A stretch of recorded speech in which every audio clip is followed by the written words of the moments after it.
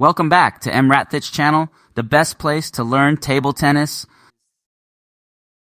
The video has the subtitle. Please turn on captioning for better understanding.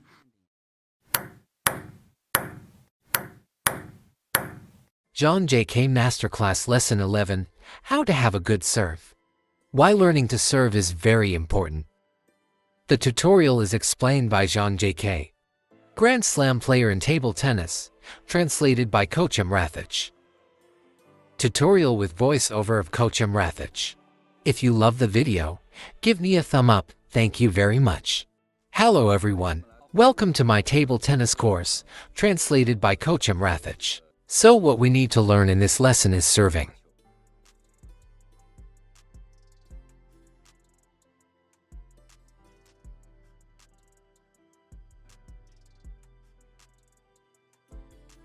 You may wonder why serving is put later. Don't underestimate the serve. This is not just about passing the ball. Good serving technique allows you to be unrestricted by your opponent. Use it in conjunction with your subsequent techniques and tactics. Try to bring your opponent into your rhythm to control the game. There are two difficulties in serving training. The first is that serving requires the cooperation of the left and right hands. Practice throwing and hitting balls. The second one was when we were playing ball. Whether it's an attack or a topspin ball, you can use the opponent's ball to leverage your strength. But serving is different. The trajectory of the thrown ball is straight up and down. It's hard to borrow strength. In this case, how to control the serve? Improving the quality of your serve is crucial. There are two purposes of serving. One is to score directly. The second is to let the opponent receive the serve with poor quality. Therefore, the quality of your serve will directly affect your offense on the third ball attack. There are two common types of serve: forehand and backhand serve. Then I mainly serve with forehand. When throwing the ball, mainly throw it low and high. Visually watching the toss can create more time for you to adjust. It can even disrupt the opponent's rhythm of receiving the serve. In serving, you will feel that the racket hand is relatively important, but I think the body is more important, because the arc height of your serve must be controlled by your body, included in some fake serves. He also relies on his body to feint his opponent. The purpose is to prevent the opponent from receiving the serve, attack and disrupt the opponent's return of serve. The first point. Let me introduce you to a good friend of mine, Tang Peng, also a former national table tennis player of the national team. Hello everyone, I am Tang Peng. Then in the next time, Tang Peng will use some of his experience in serving. Come and share with everyone when practicing serving while ensuring that the ball can be passed. To improve the quality of your serve. Many people think spin on the serve can reduce the quality of your opponent's return. In fact, in my opinion, the spin on the serve is far less, such as the arc of the ball and the speed of the release are important. The lower the arc, the better the landing point. The harder it is for the opponent to attack directly during the return of serve. So how do you lower the arc? You can't hold it down with your hands. It depends on the coordination of the body and center of gravity, as well as the hands and body. Use all the strength of your body at the moment of contact with the ball.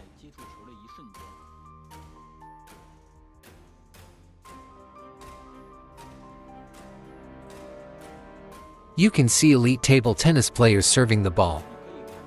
The body will be pressed very low. Beautiful arcs are usually created by the center of gravity and rotation of the body. The lower the body, the ball sticks more closely to the net, also more threatening. You should pay attention here. Don't blindly learn the moves of players who serve well. It's about learning the moment they touch the ball, how to use the combined force of the body and the concealment of the serve to deliver threatening balls.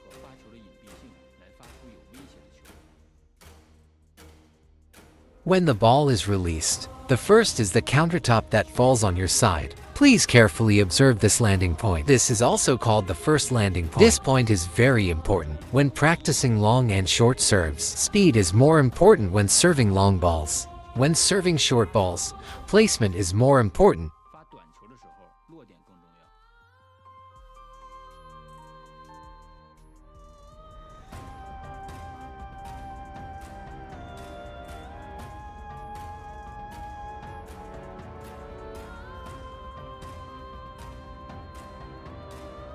When I serve, I often use reverse spin to serve.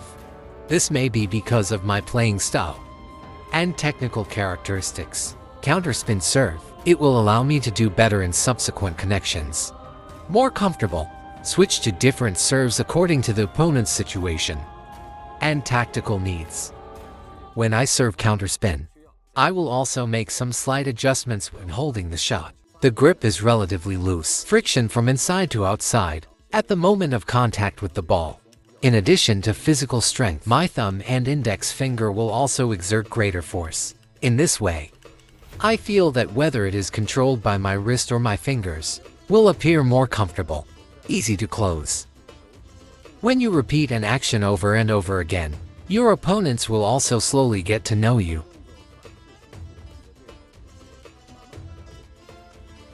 Although we said before, one of the purposes of serving is to score directly, but experience more games.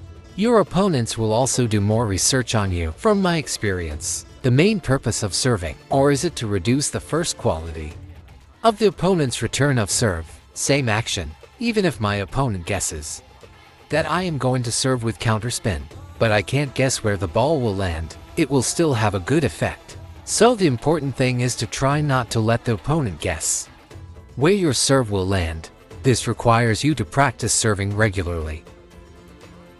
Understand the coordination of hands and body. It is more important to study the characteristics of each opponent's return of serve. When I was a kid, I practiced a serving movement over and over again at home. Understand the coordination of hands and body, mainly the feeling of working together. When my father taught me how to serve, will let me practice on the sofa or cushions. When practicing topspin the ball, after the ball is released, it lands on the sofa or cushions. The more turns you make, this means the spin on your serve will be stronger. Let's practice on the table again. You will feel a qualitative leap. Okay, in this lesson we learn the technique of serving rhythm, and the height of tossing the ball. Also control your body when serving. Coordination of center of gravity and whole body. Make your serve higher quality. Serving training is still a competition of basic skills. The more skilled you are in doing the same movements, even if your opponent wants to know what you are serving, you can also control the landing point and arc of the serve to reduce the quality of the opponent's return of serve. Finally, when you feel inspired, you can pick up your racket and practice serving at any time. When practicing serving, remember your serving pattern. Similarly, you can also face the sofa or cushions at home. Come practice serving. See if the ball sent out is what you imagined. Remember that serving sometimes depends on inspiration, instead of relying on rote memorization and hard practice. So, you are practicing your serve. Dare to think and do. Dare to innovate. More importantly, we must endure loneliness. Come on. See you in the next class. The next videos are found on PingSunday YouTube channel.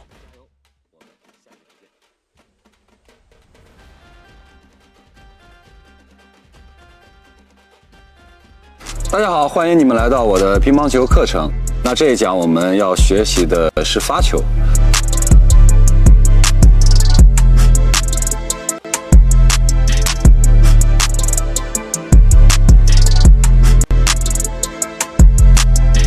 你会好奇为什么发球要放到后面才讲？别小看发球，这可不是简单的把球发过去就可以。好的发球技术可以让你不受对手任何限制，配合你后续的技战术使用，尽量把对手带到你的节奏里，从而控制比赛。发球的训练有2个难点，第一个是发球需要左右手的配合，进行抛球和击球的训练。那第二个是我们在打球的时候，不管是对攻啊还是对拉，都可以通过对手的来球来进行借力打力。但是发球不一样，抛球的轨迹是直上直下，很难借到力。在这种情况下呢，怎么控制好发球，提升发球的质量至关重要。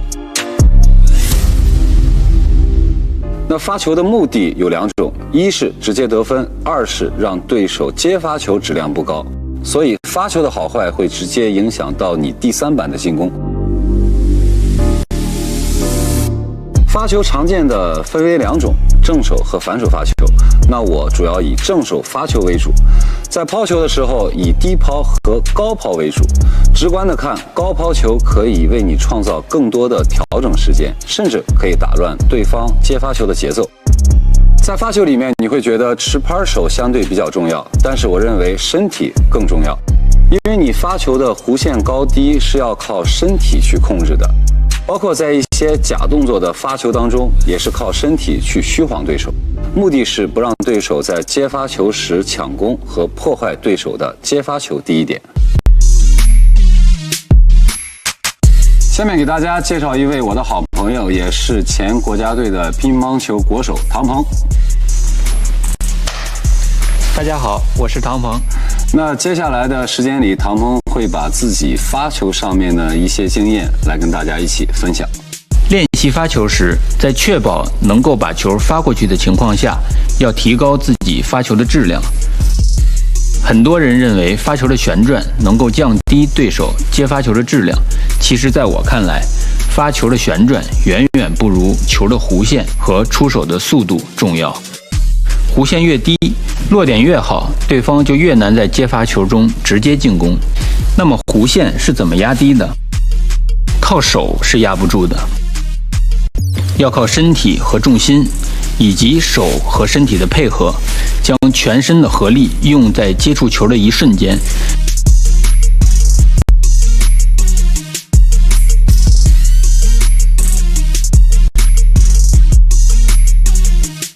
你可以看到优秀的乒乓球选手在发球的时候，身体会压得非常低。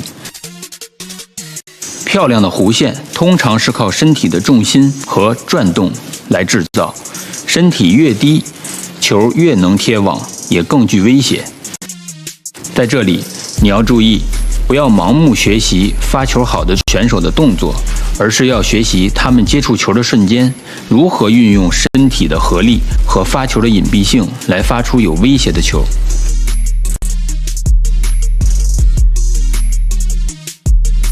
球发出去时，首先是落在自己这一侧的台面，请你用心观察这个落点，这也叫第一落点。这一落点很重要。练习发长短球时，发长球的时候速度更重要，发短球的时候落点更重要。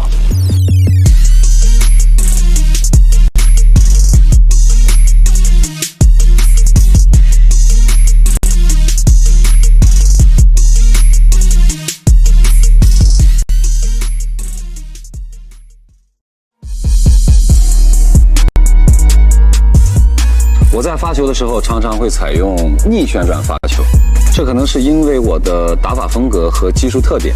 逆旋转发球可以让我在后面的衔接中做得更好一些，更舒服一些。根据对手情况和战术需要再去切换不同的发球。当我发逆旋转球时，持拍手也会相对做出一些微调，握板相对比较松，由内向外摩擦。在接触球的一瞬间，除了身体的力量，我的拇指和食指在用力上也会相对大一些。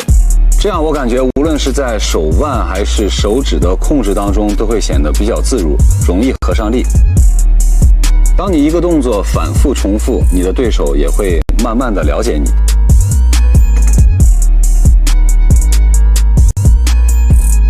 尽管我们前面说过，发球的目的之一是为了直接得分，但是经历了更多的比赛，对手对你的研究也会更多。